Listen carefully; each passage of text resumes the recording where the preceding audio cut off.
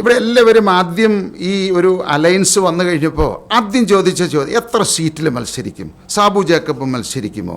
Sabu Jacob മത്സരിക്കാൻ വേണ്ടിയിട്ടോ മന്ത്രിയാകാനോ അധികാരത്തിന് വേണ്ടിയിട്ട് രാഷ്ട്രീയത്തിലേക്ക് വന്ന ആളല്ല.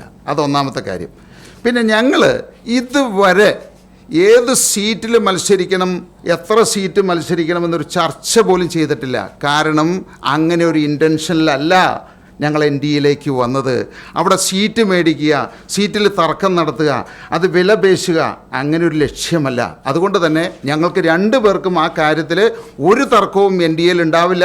സീറ്റിന് വേണ്ടിയിട്ട് ചിലപ്പോൾ 0 ആയിരിക്കും 2020 മത്സരിക്കുന്നത്, അവിടെയും തർക്കം ഉണ്ടാവില്ല. പക്ഷേ ഇത് ഉദ്ദേശിക്കുന്നത് സീറ്റിൽ NDA അല്ല BJP എത്ര സീറ്റിൽ മത്സരിച്ചു, എത്ര സീറ്റിൽ വിജയിച്ചു, 2020 എത്രയിൽ മത്സരിച്ചു വിജയിച്ചു, അതല്ല ഇവിടുത്തെ പ്രശ്നം.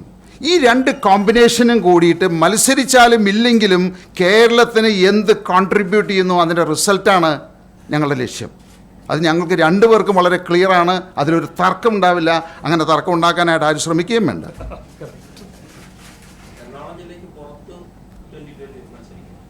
ഞങ്ങൾ കഴിഞ്ഞ എല്ലാവരും 2020 പറ്റി പൂർണ്ണമായിട്ട് മനസ്സിലാക്കിയിട്ടില്ല. കഴിഞ്ഞ തവണ 8 ജില്ലകളിൽ 882 പഞ്ചായത്ത് വാർഡുകളിൽ കോർപ്പറേഷൻ അടക്കം മുനിസിപ്പാലിറ്റി അടക്കം ഞങ്ങൾ മത്സരിച്ചിട്ടുണ്ട്.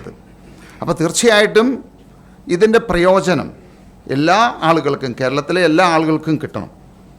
അപ്പോൾ അത് ഇന്ന സ്ഥലത്ത് എന്നുള്ള അല്ലെങ്കിൽ അങ്ങനെ ഒന്നും ഞങ്ങൾ ഡിസ്കസ് ചെയ്തിട്ടില്ല.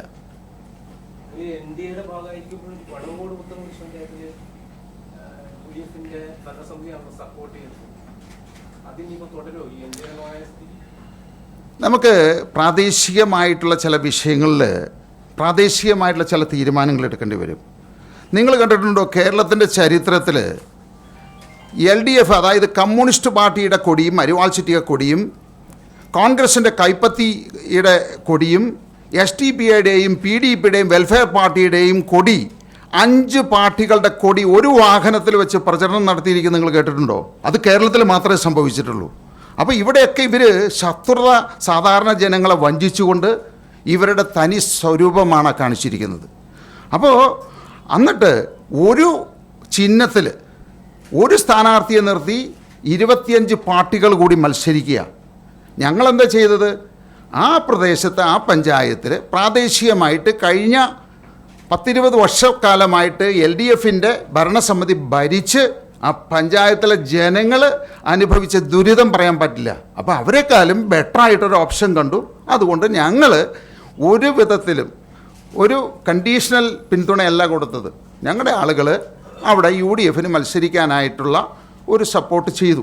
അത് NDAയുടെ പ്രവേശനമായിട്ടോ ഒന്നും ബന്ധമില്ല. ആ നാടിൻ്റെ വികസനം, ആ നാടിനെ രക്ഷിക്കുക, ആ നാട്ടിലെ ജനങ്ങൾ അനുഭവിക്കുന്ന പ്രയാസങ്ങൾക്ക് അതുകൊണ്ട് എന്തെങ്കിലും നേട്ടമുണ്ടാകുമെങ്കിൽ അതുണ്ടാകട്ടെ എന്ന് വിചാരിച്ചാണ്. കാരണം ഞങ്ങൾ പൊളിറ്റിക്സ് അല്ല നോക്കുന്നത്, ജനങ്ങളുടെ ക്ഷേമമാണ് ഞങ്ങൾ നോക്കുന്നത്, നാടിൻ്റെ വികസനമാണ് നോക്കുന്നത്. തീർച്ചയായിട്ടും LDFനേക്കാൾ ഭേദം അവിടെ എന്ന് വെച്ചാൽ പൊതുവെ എല്ലാം പറയുന്നത് അവിടെ ആ പഞ്ചായത്തിൽ ഇപ്പോൾ അവരാണെന്ന് തോന്നിയത് കൊണ്ട് ഞങ്ങളതിനെ സപ്പോർട്ട് ചെയ്തു.